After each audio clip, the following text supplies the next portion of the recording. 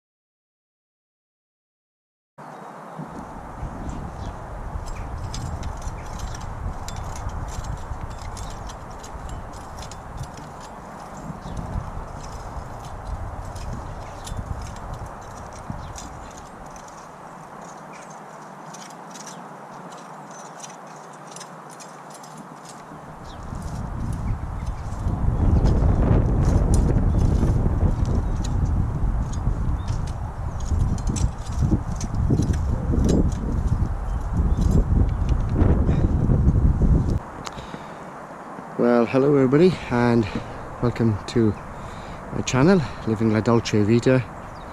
And today you find us down on the allotment. I think it's the 3rd, 2nd, 3rd or 4th of February, I'm not sure. Anyway, it's a Saturday. Bit murky, but it's not raining, so I know it's going to be a nicer day tomorrow, so I'll do something else tomorrow. Anyway, so you'll see me a bit of time lapse and a bit of normal footage of me putting some broad beans in. So just show you the finished result. Anyway, so what am I doing? So my beds are 2 foot wide. Now I know some people do 3 foot beds. At the end of the day, it's entirely up to you what size beds you want, but I find 2 foot beds are better for me because I can straddle the bed quite comfortably. If it's 3 foot, I can still straddle it, but what I've discovered, it's I get cramp in my hips. So with a 2 foot bed, it's a bit easier on my hips. So it started out looking a bit like this, some debris on the top, which I raked off, and it left a nice clean top to it, which is great. And you know what, not a spot of weed in it. I mean, I expected the odd weed, but there's absolutely nothing. Mind you, now that I've disturbed the soil, the weed seeds will get activated, I expect. Anyway, time will tell.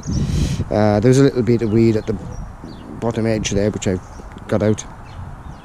And my wood chip path is starting to encroach on the bed, so what I'll do is just rake it back a bit, so back into the bed, into the path. And I've got some wood chips down the bottom, which I'll go and retrieve shortly, and then I'll make another path here then. But I've got some cardboard that I want to put down first, which I should have done here, but it's not critical, as they say. It just helps suppress the weeds and keep the moisture in, of course. So you might have seen me using my patented let me go a bit closer. My patented broad bean dibber, or dibbers. If you go way back in some of my films, I showed you myself making it. To be honest, it's a failure. The soil needs to be really open. If the soil is anywhere near firm, it just doesn't go down into the soil enough. I suspect they need to be metal spikes rather than wooden spikes, but there we are. You've got to give these things a try. I won't get rid of it. I may be able to use it at some point. So I had to revert to the single dibber method.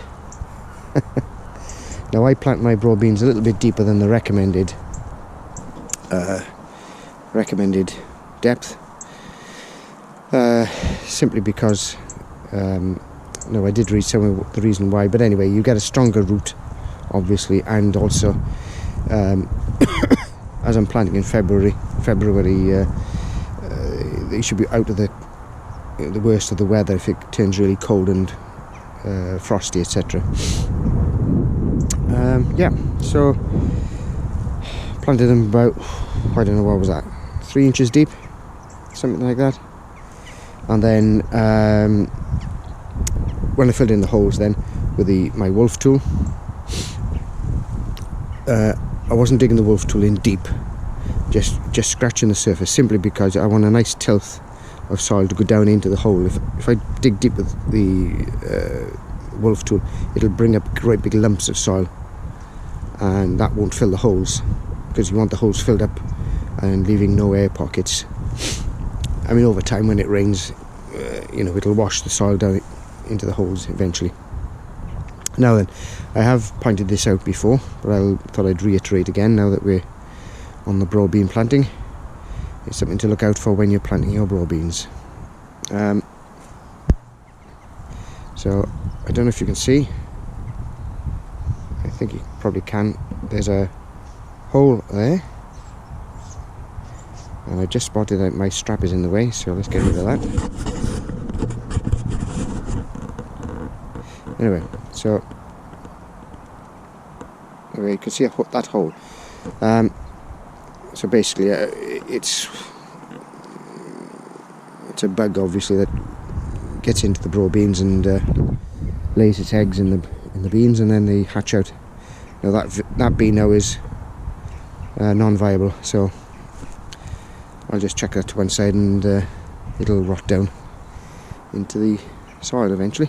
So yeah, you've got to sort those out. Now then, also, which I don't know the answer to yet,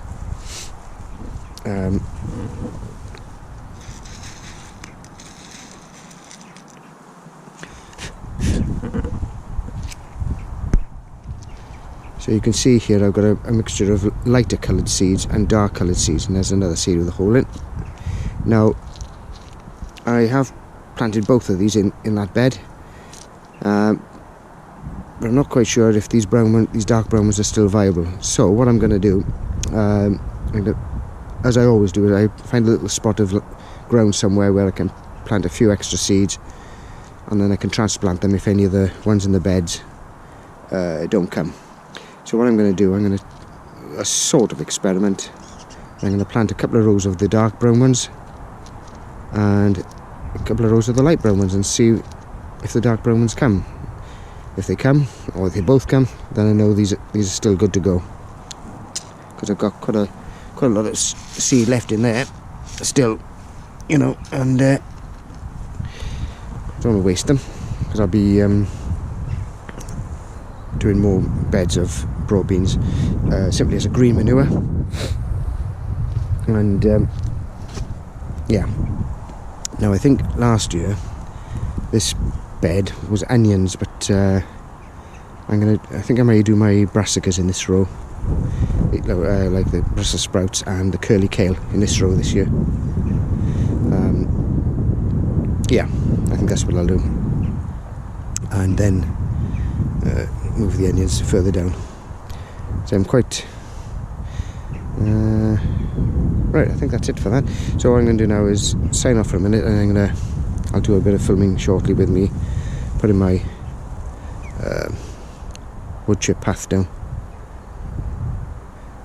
Right.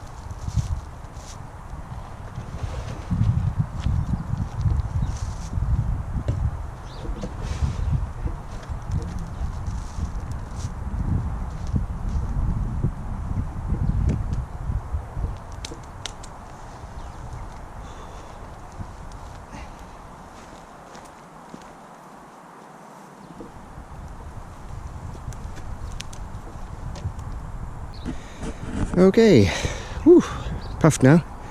Welcome back, everybody. So just to finish off then, as you say, I've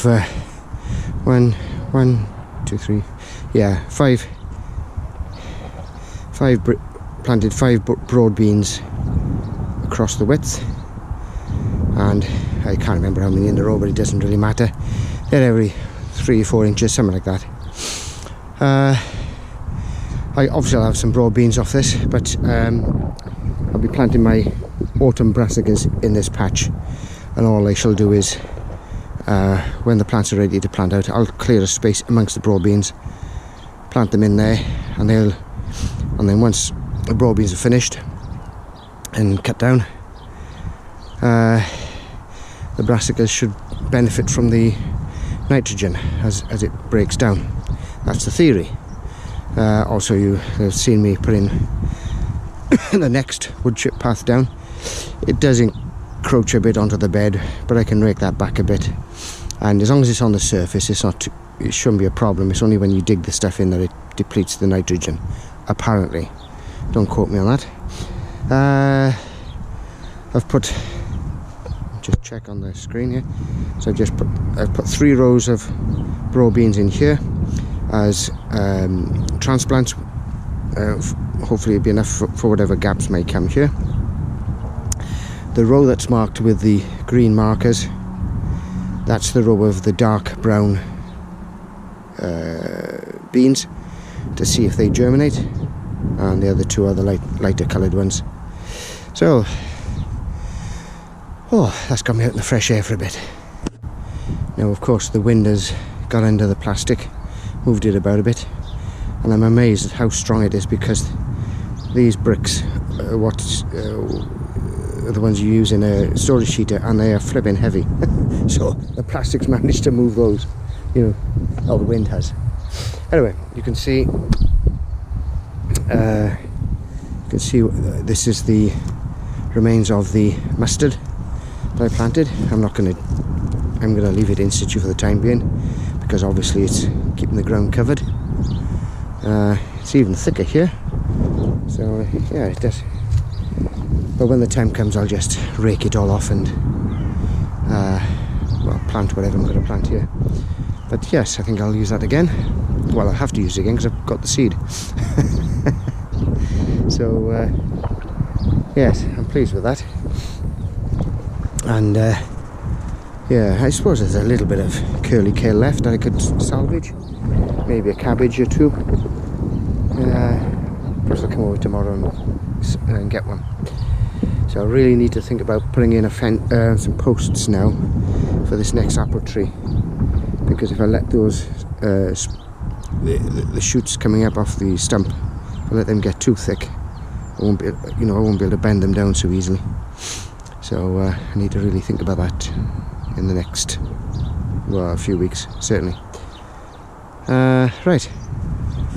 I think this film's going to be a long one, but hopefully not. Right, I'm going to leave it at that. Any questions, comments, in the comments below, obviously. And I'll see you in the next one. Bye for now.